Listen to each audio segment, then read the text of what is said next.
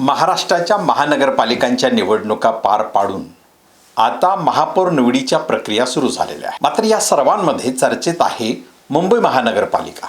मुंबई महानगरपालिका चर्चेत यासाठी आहे, कुठल्याही पक्षाला या महानगरपालिकेत बहुमत मिळालेलं नाही। अर्थात युती किंवा आघाडीच्या अनुषंगाने जर आपण विचार केला तर भाजप आणि एकनाथ शिंदे यांची शिवसेना या दोघांना मिळून निश्चितपणे बहुमत त्यांना मिळालेलं आहे, परंतु ते देखील काठावरचं बहुमत असं आपल्याला म्हणता येईल। काठावरचं बहुमत यासाठी की मुंबई महानगरपालिकेत एकूण 227 नगरसेवक आहेत, त्यामधून ज्यांची सत्ता स्थापन व्हायची त्यांना किमान 114 नगरसेवकांचं पाठबळ पाहिजे। तर या युतीला 118 निश्चितपणे आहे। पण दुसऱ्या बाजूने जर आपण विचार केला तर जेव्हा एकंदरीत त्रिशंकू एखादी गोष्ट एखाद्या ठिकाणी सत्तेचं पारडं त्रिशंकू जेव्हा होतं तेव्हा दुसरेही पक्ष सत्ता स्थापनेसाठी आपल्या वेगवेगळ्या डावपेचांना आकार देत असतात। तर मुंबई महानगरपालिकेमध्ये असं म्हटलं जात आहे की शिवसेना जी उद्धव ठाकरे यांची म्हणजे उद्धव बाळासाहेब ठाकरे ही जी शिवसेना आहे, या शिवसेनेने देखील महापौर निवडण्यामध्ये एक चुरस निर्माण केलेली आहे।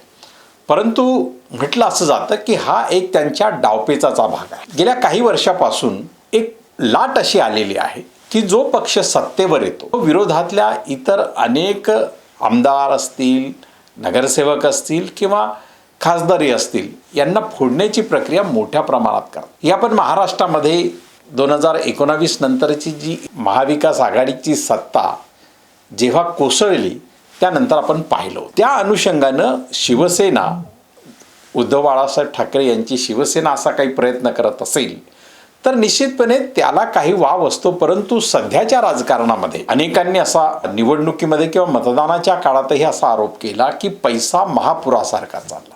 त्यामुळे इथे असा प्रकार जर करायचा असेल तर निश्चितपणे घोडे बाजार खरेदी विक्रीसाठी मोठी आर्थिक शक्ती असावी लागते आणि ती जर आपण पाहिली तर आज भारतीय जनता पक्ष जर वगळला तर अन्य कोणत्याही पक्षाकडे ही शक्ती नाही। अर्थात त्यांच्याबरोबर महायुतीमध्ये सत्तेत असणाऱ्या पक्षांकडे काही प्रमाणात ती शक्ती असू शकेल, पण ती ही एकनाथ शिंदेंपुरती मर्यादित। तर अशा वेळी शिवसेनेचा महापौर होण्याचा जो डावपेच खेळला जातो आहे हा एकंदरीत एकनाथ शिंदे यांची जी बार्गेनिंग पॉवर आहे यांच्या बार्गेनिंग पॉवरला लगाम देण्यासाठी आहे का, असा प्रश्न प्रामुख्यानं समोर येतो आहे। जर असं असेल, आता राजकारणामध्ये आपण पाहतो की महाराष्ट्राच्या राजकारणातही आता जी फेज आपण पाहिली म्हणजे यापूर्वी विधानसभेची पाहिली, त्यानंतर आपण नगरपंचायत नगरपरिषदांची पाहिली, महानगरपालिकांची आता पाहिली, येणाऱ्या काळामध्ये जिल्हा परिषदांची ती आपल्याला पाहता येईल। प्रत्येक राज्यामध्ये म्हणजे त्या राज्यामध्ये काँग्रेसने ज्या समूहाला रुलिंग कास्ट बनवून ठेवलेलं आहे त्या रुलिंग कास्ट जातीला शह देण्याचं राजकारण भारतीय जनता पक्षाने देशभरात केलेलं आहे। आणि मग हे शह देण्याचं राजकारण जे होतं की ते सुरुवातीला उत्तर भारतामध्ये समाजवादी पक्षांनी केलं की ज्या समाजवादी पक्षांनी बिहार, उत्तर प्रदेश या भागातील जी जाट बहुल सत्ता होती त्याला शह देऊन त्यांनी सत्ता ओबीसींची अंगीकृत केली। त्यानंतर उत्तर भारतामधून अनेक पक्ष आले ज्यांनी गैर काँग्रेस असा प्रचार जो प्रत्यक्षात आणला, त्याचा परिणाम आता प्रत्यक्ष राजकारणाच्या डावपेचांमध्येही तो होतो आहे। आणि खास करून महाराष्ट्राच्या मराठा नेतृत्वाच्या अधीन जे पक्ष आहेत त्यांची या निवडणुकीमध्ये काहीशी पिछाड झालेली आहे। म्हणजे काँग्रेस हा देखील तसा बहुस्तर सत्ताक पद्धतीचा पक्ष जरी म्हटला जात असला तरी तो प्रामुख्यानं मराठा नेतृत्वाच्या अधीनस्थच राहिलेला आहे। त्यामुळे आता काँग्रेस या महानगरपालिकांमध्ये 29 महानगरपालिकांमध्ये 324 नगरसेवक निवडून काँग्रेस ही तिसऱ्या क्रमांकावर आहे राज्यामध्ये। दुसऱ्या क्रमांकावर एकनाथ शिंदे यांच्या पक्षाला 399 नगरसेवक या निवडणुकीमध्ये निवडून आणता आले आणि म्हणून तो दुसऱ्या क्रमांकाचा पक्ष आहे।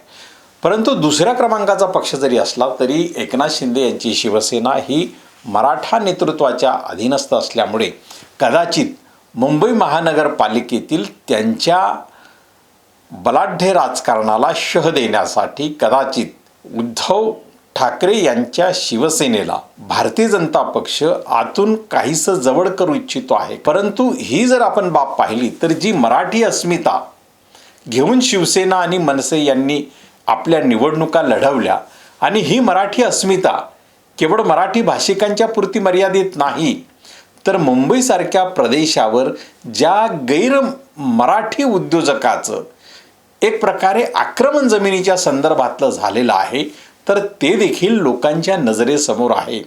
जर अशा प्रकारचं राजकारण उद्धव ठाकरे हे करत असतील आपल्या इतर रणनीतीतून, तर निश्चितपणे मराठी माणसाने त्यांच्यावर व्यक्त केलेल्या विश्वासाला तो तडा असेल. आपण पाहिलं मुंबई महानगरपालिकेमध्ये कोणत्याही पक्षाला बहुमत नाही. भारतीय जनता पक्ष 89 जागा जिंकून आघाडीवर असली तरी या 89 जागा भारतीय जनता पक्षाला एकट्याला स्वबळावर मुंबई महानगरपालिकेच्या सत्तेवर आणत नाही. त्यामुळे त्यांना त्यांच्या महायुतीतला जो पक्ष आहे एकनाथ शिंदे यांची शिवसेना त्यांची साथ घेणं जरुरी आहे. अर्थात एकनाथ शिंदे हे मुख्यमंत्री असतानाही मुंबई किंवा महाराष्ट्रामध्ये जे गैरमराठी उद्योजक क्रोनी कॅपिटलिझमच्या अनुषंगानं अदानी यांचं जे नाव घेतलं जातं त्यांना काही मज्जाव झालेला नाही. त्यामुळे एकनाथ शिंदे यांना सोबत घेऊन महापौरपद भारतीय जनता पक्षाने घेतलं तर त्यांना फारसं अडचणीचं नाही.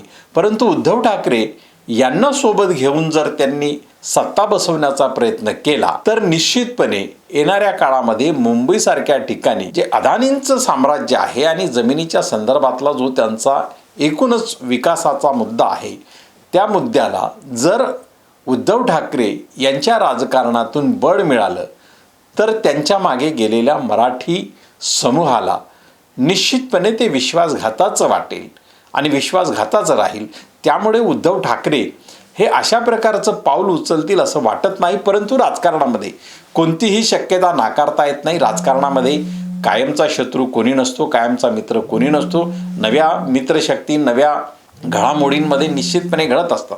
दुसऱ्या बाजूला आपण महाराष्ट्राचा जर एकंदरीत 29 महानगरपालिकांचा विचार केला तर गैरमराठा पक्षांचं नेतृत्व ही बऱ्यापैकी महाराष्ट्रामध्ये या महानगरपालिकेच्या निवडणुकीच्या निमित्तानं आपल्याला दिसत आहे. भारतीय जनता पक्ष हा मुस्लिम उमेदवारांना तिकीट देत नाही असा जो आरोप प्रामुख्यानं होता आणि दुसऱ्या बाजूला एक खुला आरोप जनतेतून नेहमी होत असतो की MIM ही एक संघनिर्मित पार्टी आहे किंवा भाजपची बी टीम आहे असा आरोप केला जातो. परंतु त्यांनाही महाराष्ट्रामध्ये जवळपास 125 ठिकाणी यश मिळालेलं आहे आणि त्यातही काही जागा त्यांना शेड्यूल कास्ट या राखीव जागांवरही मिळवता आलेल्या आहेत. मुंबईत देखील त्यांनी एक जागा शेड्यूल कास्ट ही राखीव मतदारसंघातून मिळवलेली आहे. त्यामुळे राजकारण जे आहे महानगरपालिकांच्या एकूण निवडणुकांचे निकाल पाहता हे प्रस्थापित नेतृत्व किंवा यापूर्वी राज्यातील ज्याला आपण सत्ताधारी जात असणाऱ्या नेतृत्वा पक्षांना काहीसं अपयशाला सामोरं जावं लागतं आहे आणि नव्या समीकरणांमध्ये नवे पक्ष रुजू होत आहेत. अर्थात या नव्या पक्षांची जी ताकद आहे ती मतदारसंघ बांधणीतून आहे की समाजाच्या भावनिकतेतून आहे. म्हणजे MIMचा जर आपण विचार केला तर मुस्लिम मतदार जो तिकडे एकवटलेला आहे तो यामुळे की एकवटला आहे का की भारतीय मुस्लिमांना किंवा मुस्लिम उमेदवारांना उमेदवार देत नाही. त्यामुळे जर उमेदवारी द्यायची असेल तर ती MIMने मुस्लिमांना द्यावी असा काही इंटरनल त्यांच्यामधला पॅक्ट आहे आणि म्हणून MIMकडे मुस्लिम उमेदवारांची संख्या वाढते आणि ती विजयात रूपांतर होते आहे. ती अशी काही रणनीती आहे का, तर हाही देखील भाग आपल्याला पाहावा लागेल. दुसरा म्हणजे आंबेडकराईट विचारांच्या जे पक्ष आहेत त्यामध्ये प्रामुख्यानं आता जे उठून दिसलेत किंवा ज्यांनी काही यश मिळवलं यापूर्वी झालेल्या नगरपरिषद नगरपंचायतमध्ये, त्यामध्ये वंचित बहुजन आघाडी आणि बहुजन समाज पक्ष हे 2 पक्ष आपल्याला दिसत आहेत आणि महानगरपालिकांमध्ये यांनाही यश मिळताना आपल्याला दिसतं आहे.